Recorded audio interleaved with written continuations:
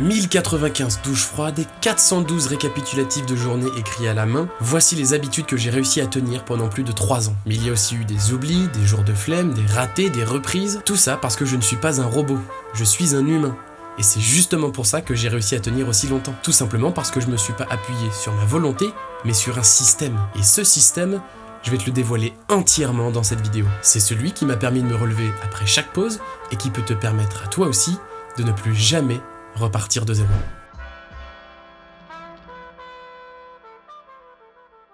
Avant le début de cette vidéo, je vais commencer par me présenter. Je m'appelle Louis et je suis le fondateur de Maximus, une plateforme pensée pour les personnes ambitieuses qui veulent reprendre le contrôle sur leur énergie, leur temps et leurs projets. Sur Maximus, tu trouveras des opérations gratuites qui t'aident à créer des vraies fondations dans ta vie.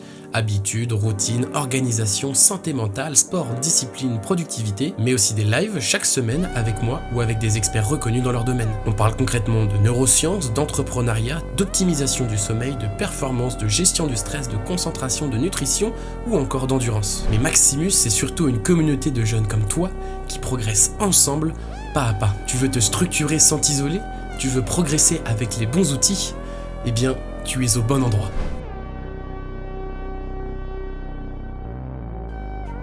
Avant de parler de technique, de dopamine ou de tableau, tu dois comprendre une chose essentielle. Une habitude, ce n'est pas un acte isolé. C'est un vote que tu poses chaque jour pour la personne que tu veux devenir. Le cerveau adore les automatismes.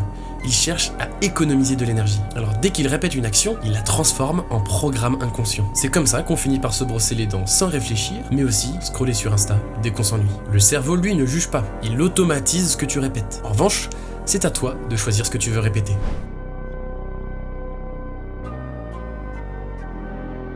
Maintenant, on va voir comment naît une habitude et comment est-ce qu'elle échoue. Tout commence par le niveau de friction. Si l'action est accessible, visible, simple à lancer, tu la fais. Si elle demande un effort, une décision ou même une hésitation, tu la repousses. Mais attention, ce n'est pas tout. Une bonne habitude se construit aussi avec 3 grands piliers. Le premier pilier, c'est une difficulté bien dosée. Elle doit être stimulante mais pas décourageante. Le deuxième, c'est un signal clair de récompense. Quand tu agis, ton cerveau doit comprendre qu'il en tire quelque chose. Ce n'est pas constamment une explosion de dopamine, mais un sentiment de progression, d'alignement, de clarté. Et enfin, le troisième pilier, c'est un système de répétition. Ce n'est pas parce que tu le fais une fois que c'est acquis. C'est la répétition qui encode ton comportement. Même si tu rates un jour, tu dois reprendre immédiatement. Et de l'autre côté, on a les habitudes destructrices. Elles sont très faciles à lancer, souvent associées au plaisir immédiat. Elles donnent un pic de dopamine rapide suivi d'un vide ou de la culpabilité. Et surtout, elles créent un cercle vicieux qui t'éloigne de tes objectifs sans même que tu t'en rendes compte. Donc globalement, ton objectif, c'est réduire la friction des bonnes habitudes et augmenter la friction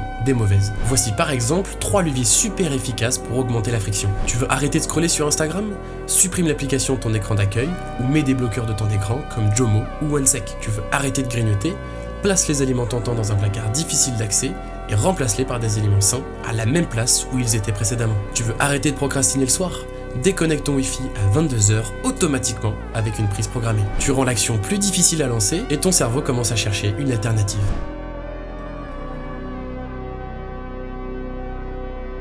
Je l'ai déjà dit précédemment, mais ton cerveau est programmé pour économiser de l'énergie. Donc il fera toujours ce qui sera de plus facile au moment où il devra faire un choix. Ta mission, c'est donc de tricher avec ton environnement. Tu dois rendre l'habitude tellement simple, tellement fluide, qu'elle devient impossible à éviter. Par exemple, tu veux lire ? Pose ton livre sur ton oreiller. Tu veux faire du sport ? Prépare tes vêtements la veille. Tu veux boire plus d'eau ?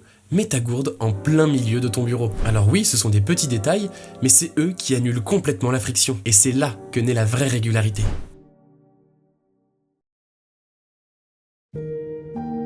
On parle souvent de motivation, mais très rarement de structure. Et c'est là que la majorité des gens échouent. Parce que vouloir quelque chose, ce n'est pas suffisant. Il faut le formuler clairement, précisément et mesurablement. C'est là qu'intervient la méthode SMART.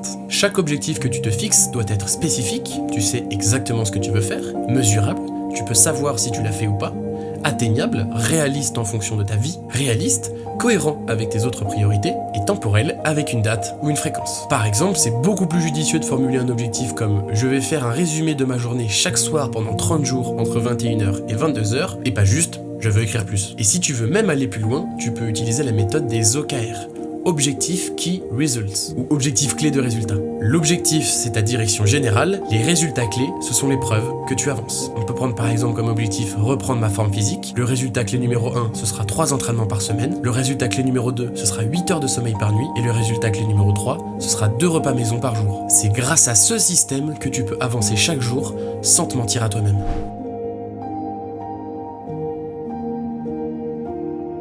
C'est ici que la majorité des gens échouent. Ils pensent que lorsqu'ils ont manqué une habitude un jour, tout est fichu. Mais si tu avais une seule chose à retenir dans cette vidéo, ce serait ça. Une habitude ne s'évalue pas à la perfection, mais à ta capacité de rebond. Voici les conseils que j'applique personnellement à chaque rechute. Le premier, c'est le tableau SRR. Saut, retour, rythme. Tu as manqué ton habitude aujourd'hui ?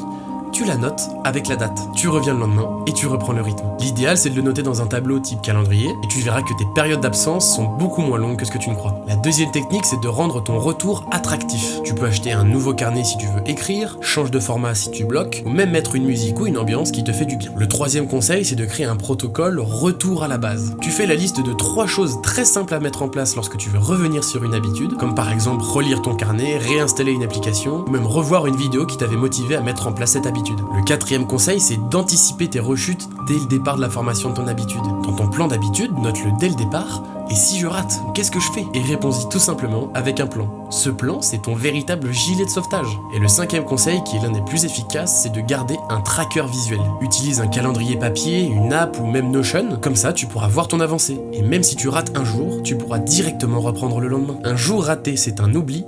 2 jours ratés, c'est une nouvelle habitude. Parce que la vraie force d'une habitude, ce n'est pas de jamais flancher, c'est de toujours savoir comment revenir.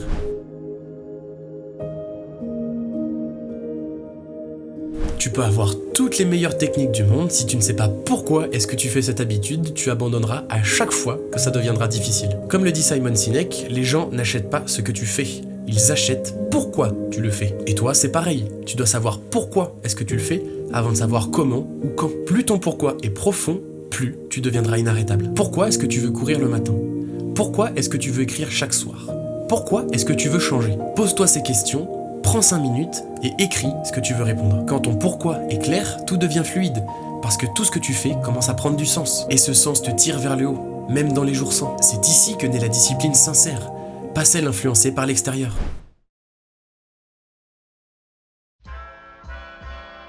Tu sais maintenant pourquoi est-ce que j'ai tenu plus de 1000 douches froides et plus de 400 résumés journaliers. Pas parce que je suis un robot, pas parce que j'ai une volonté surhumaine, mais parce que j'ai un système clair, humain et structuré. Et surtout, parce que j'ai compris que l'habitude est l'arme la plus puissante que tu puisses te forger. Pas pour impressionner les autres, mais pour redevenir maître de toi-même. Si tu veux créer une organisation solide, durable et adaptée à ta vie, j'ai quelque chose pour toi. Je t'invite à découvrir notre opération Maximus, habitude, routine et organisation. C'est une formation vidéo avec plus de 5h20 de contenu pédagogique dans laquelle tu vas apprendre à implémenter des habitudes puissantes et durables sans te surcharger, éliminer les routines contre-productives qui freinent ta progression et construire une organisation personnelle solide pour enfin libérer ton temps et ta productivité. Cette opération s'appuie sur les méthodes concrètes que j'ai utilisées pour lancer 4 entreprises, finir major de promo, me préparer au championnat de France de powerlifting, tout en postant du contenu tous les jours pendant 1 an. Tu veux transformer ton quotidien de manière durable ?